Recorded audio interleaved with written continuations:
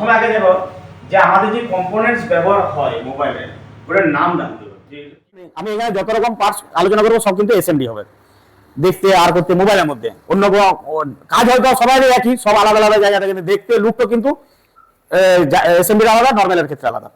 তাহলে এইখানে যেটা আমরা যে রেজিস্টারটা ব্যবহার করছি সেটা হচ্ছে, আমরা রেজিস্টার অনেক রকমই আছে, তার মধ্যে আমি প্রথম যেটা করেছি সেটা হচ্ছে নর্মাল রেজিস্টার। তাহলে আমরা রেজিস্টারের কাজ জানি, রেজিস্টারের কাজ হচ্ছে কি রোধ, মানে হচ্ছে বাধা। কোন একটা ভোল্টেজ, কোন একটা ফ্রিকোয়েন্সি বা কোন একটা অ্যাম্পিয়ারকে বাধা দেওয়ার কাজ হচ্ছে রেজিস্টারের কাজ করে। এই রেজিস্টারটাকে আমাদেরকে কিভাবে চিনবো, উপরটা ব্ল্যাক আর এই চারটে সাইড এবং তলা পজিশনটাও হোয়াইট থাকে। উপরটা ব্ল্যাক এই সাইড আর ওই সাইডটাও, আর তলার দিকটাও কিন্তু হোয়াইটই থাকে। আর এই দিকটা সিলভার কালার, মানে সমস্ত কম্পোনেন্টস এর ওই দিকটা কানেকশন পয়েন্ট বলি, ওটা সিলভার কালার, যেটা রঙের আমাদের কালার বলি, সেটা হয়ে থাকে। তাহলে মোবাইলের মাদারবোর্ডের মধ্যে যত রকমের এই টাইপের কম্পোনেন্টস থাকবে এটাকে বলা হয় রেজিস্টার।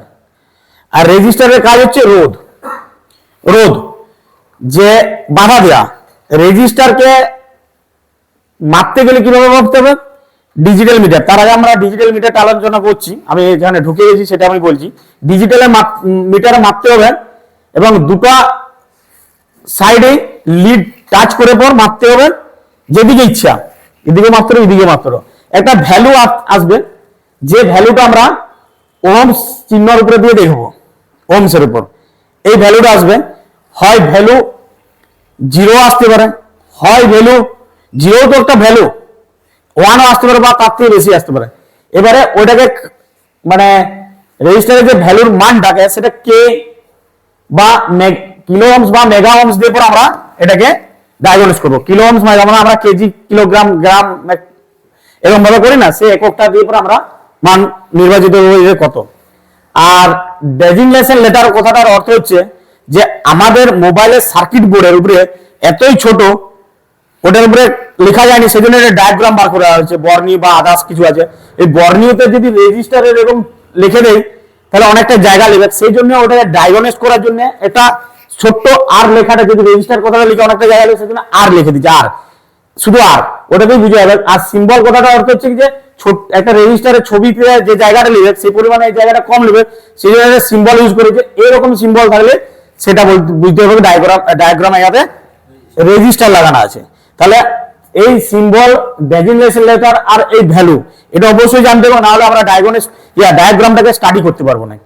আর প্র্যাকটিক্যালি ফিজিক্যালি যেটা আমরা দেখবো সেটা হচ্ছে দেখতে এরকম হতে হবে, তাহলে পরে আমরা ফিজিক্যালি বুঝতে পারবো যে এটার মধ্যে আছে একটা রেজিস্টার ছাড়া অন্য কিছু জিনিস এটা কিন্তু নয়।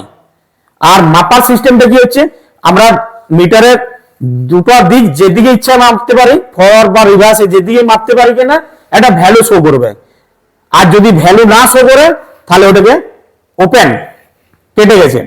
আর রেজিস্টার শর্ট ব্যাপারটা কি হয়, আর লিকেজ ব্যাপারটা হয়। লিকেজ শর্ট, একটা রেজিস্টারের ক্ষেত্রে লিকেজ, শর্ট আর ওপেন তিনটা জিনিস হতে পারে।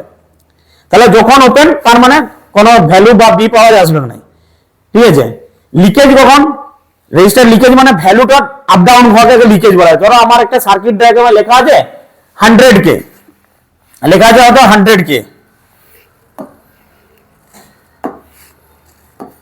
সার্কিট ডায়াগ্রাম আমরা পেয়েছি 100 কিলো ওহমস, এরকম থাকবে লেখা। কিন্তু আমি রেজিস্টারটা মাপছি যখন, সেখানে দেখা গেল যে 100 ওহমসের রেজিস্টার চলে এসেছে। ওই তাহলে এই যে কমে গেল মানটা, তার মানে ওই রেজিস্টারটা বলা হচ্ছে লিকেজ হয়ে গেছে। বা হয়তো 100K জায়গায় দেখা গেল 100 মেগা ওহমসে চলে গেছে, তার মানে বেড়ে গেছে। তাহলে এইখানের মধ্যে দিয়ে যদি একটা কোনো ভোল্টেজ বা একটা রেজিস্টারের মধ্যে দিয়ে যায়, যার নর্মালি সার্কিট ডায়াগ্রামে লেখা আছে 100K, আর সেখানে যদি এইটা বা এটা হয়ে যায়, তাহলে এইদিক থেকে এইদিকে যে ভোল্টেজ বা অ্যাম্পিয়ার বা সিগন্যাল যাচ্ছে নিশ্চয়ই হয়তো কম বা বেশি হবে, সার্কিটটাকে অপারেটিং করতে অসুবিধা হবে, তখন একটা আমাদের প্রবলেম শো করবে মোবাইলের মধ্যে। আর সেটাই সেই পজিশনে কি আমাকে সার্কিট ডায়াগ্রাম ফলো করে ওইখানে যে ভ্যালু আছে সেই ভ্যালুর আমাকে যে কোনো একটা বোর্ড থেকে আমি মেপে পর তুলে, আমি মাপার পদ্ধতি আর কিভাবে মাপতে হবে, সমস্ত কিছু আমি দেখিয়ে দেবো কিভাবে মেপে পরে তুমি ওটা ওই জায়গায় আমি বস করাতে পারবো। তার মানে আমাদের কাছে মোস্টলি একটা ইম্পর্টেন্ট কম্পোনেন্ট, সেটা হচ্ছে রেজিস্টার। এই রেজিস্টার যদি আমাদের কাছে ভ্যালু আপ ডাউন হয়ে থাকে বা ওপেন হয়ে যায়, বিশেষ করে বেশিরভাগই ক্ষেত্রে ওপেনটা বেশি হয়, আর তার সঙ্গে যদি হাই ভ্যালু রেজিস্টার হয় সেখানে আপ ডাউন হয়ে যায়। এই আপ ডাউন হয়ে গেলে কিন্তু আমাদের একটা সার্কিটের ক্ষেত্রে অসুবিধা হবে।